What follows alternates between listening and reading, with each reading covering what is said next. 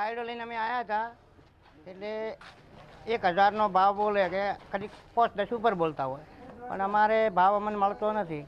પછી અમારે કોઈ પાલવતું નથી, પણ તો અમે હવે મળતા વેચવા તો આવવું જ પડે.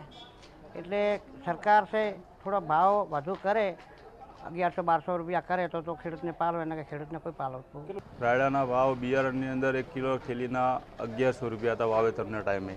અત્યારે માર્કેટમાં ભરીને આવ્યા છે તો મણના 1000 રૂપિયા રાયડાનો ભાવ છે અને ખેડૂતને કશું વધતું નથી. ખાતર, બિયારણ, મજૂરી, લાઇટ બિલો આ તે ગણવા જોઈએ તો સરવાળે કશું વધતું નથી.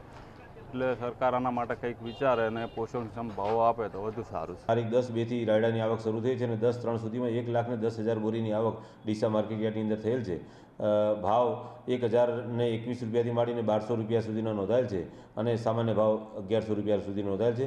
સરકારશ્રીએ ટેકાના ભાવે રાયડો ખરીદી માટેની પ્રક્રિયા શરૂ કરેલ છે. નોંધણીની પ્રક્રિયા હાલ કાર્યરત છે.